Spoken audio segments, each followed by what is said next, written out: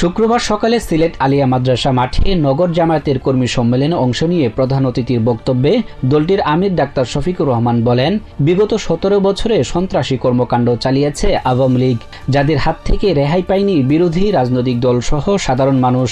এখনও তারা দেশের বিরুদ্ধে ষড়যন্ত্র অব্যাহত রেখেছে বলেও মন্তব্য করেন তিনি। ডাক্তার শফিকুর রহমান বলেন, পরাজিত ফ্যাসিস্ট শক্তি কখনো আনসার কাণ্ড, চাকরি, ইসকন কাণ্ড নিয়ে দেশকে অস্থিতিশীল করার ষড়যন্ত্র করেছিল, কিন্তু বাংলাদেশের মানুষ দায়িত্বজ্ঞানহীন নয়, বরং ধৈর্যের পরিচয় দিয়ে রাষ্ট্র গঠনে ভূমিকা রেখেছে। একটি রাজনৈতিক দলকে ইঙ্গিত করে জামায়াতের আমির বলেন, পাড়া মহল্লায় এখনও চাঁদাবাজি হচ্ছে, এদের বিরুদ্ধে প্রতিরোধ গড়ে তুলতে হবে। কর্মী সম্মেলনে তিনি আরও বলেন, তারা এমন দেশ গড়তে চায় যেখানে মসজিদ, মন্দির, গির্জা কোথাও নিরাপত্তার জন্য পাহারা বসাতে হবে না।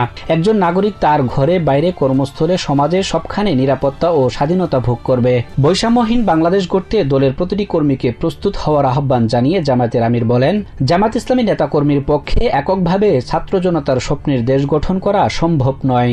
এজন্য প্রয়োজন গোটা জাতির ঐক্যবদ্ধ চেষ্টা ও সহযোগিতা। Sajjad Hussain, TVN 24 news desk. New York থেকে সম্প্রচারিত টিভিএন 24 টেলিভিশন বিশ্বজুড়ে বাঙালির কণ্ঠস্বর।